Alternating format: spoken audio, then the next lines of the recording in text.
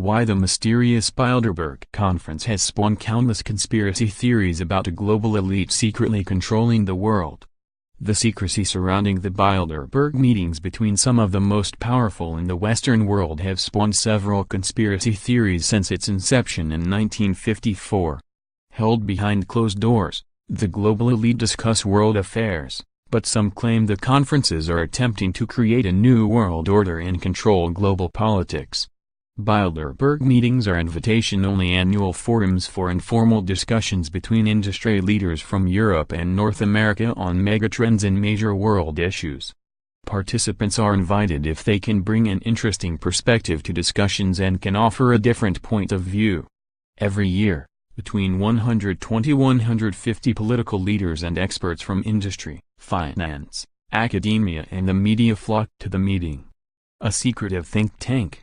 The meetings are held under the Chatham House rule, meaning attendees are free to use the information they receive at the meetings, but cannot identify the speakers or any other participants. There is no detailed agenda, no resolutions, no votes and no policy statements are issued at the meetings, and they and X27 also closed to reporting journalists, to encourage the highest level of openness and dialogue, the Bilderberg Group says. The secrecy around the annual meetings has resulted in accusations and conspiracy theories that the group is attempting to found a new world order made up of leaders of banks, big corporations and political leaders, and even that the group controls global politics. In 2000, British politician Dennis Healey, who had been involved in Bilderberg for decades, told The Guardian, "To say we were striving for a one-world government is exaggerated, but not wholly unfair. Those of us in Bilderberg felt we couldn't go on forever fighting one another for nothing and killing people and rendering millions homeless. So we felt that a single community throughout the world would be a good thing." Theorists also claim the inclusion of Bill Clinton at the meetings in 1991, before he became president, and Tony Blair's attendance in 1993, before he became the prime minister, are examples of the group's power. Bilderberg attendees have denied controlling global politics, but one member told The Guardian that some meetings had influenced international affairs. During the Falklands War, the British government and X27's request for international sanctions against Argentina fell on stony ground. But at a Bilderberg meeting in, I think, Denmark, David Owen stood up and gave the most fiery speech in favor of imposing them. Well, the speech changed a lot of minds. I and X27 am sure that various foreign ministers went back to their respective countries and told their leaders what David Owen had said. And you know what? Sanctions were imposed.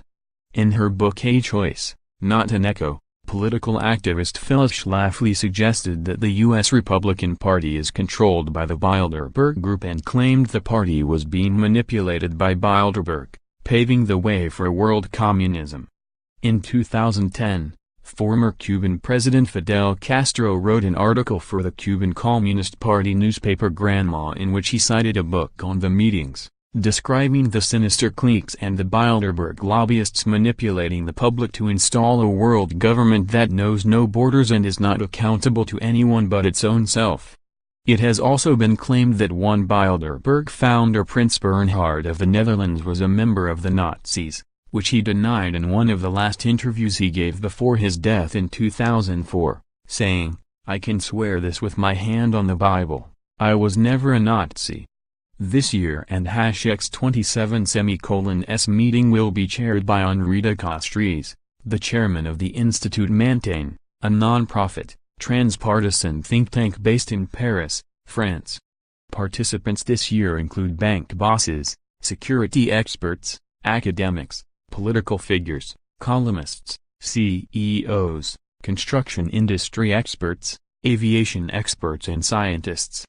Amongst the attendees this year are, José Manuel Barroso, the former president of the European Commission and current chairman of Goldman Sachs International, Dominique Anglade, the Deputy Premier of Quebec and Minister of Economy, Science and Innovation Audrey Azoulay, the Director General of UNESCO Ben van Beurden, CEO of Royal Dutch Shell Anna P. Boden, Group Executive Chairman of Banco Santander Raymond Brennan, Director General of Eurocontrol, the European Organization for the Safety of Air Navigation Mark Carney, Governor of the Bank of England Delaney Cattaneo, Director of the Laboratory of Stem Cell Biology Pascal Donahue, Irish Minister for Finance Bernard Emy, Director General of the French Ministry of the Armed Forces Stanley Fisher, former Vice Chairman of the Federal Reserve and the former Governor of the Bank of Israel John Micklethwait, Editor-in-Chief of Bloomberg's Annie Minton Beddoes, Editor-in-Chief The Economist Michael Owen #X27 Leary,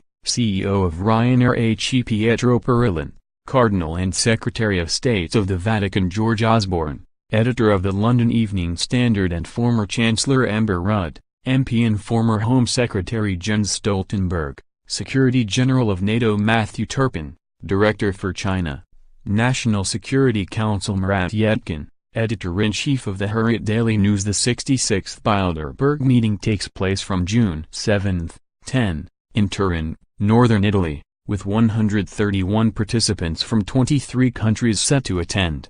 The key topics for this year and #X27 meeting include: topics at the 2017 meetings included a progress report on the Trump administration, Transatlantic Defense Alliance, nuclear proliferation and the war on information. In 2016, the attendees discussed China, European migration, cybersecurity and the U.S. political landscape.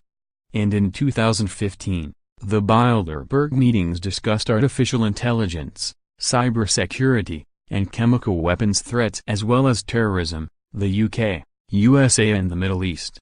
You can WhatsApp us on 0781079150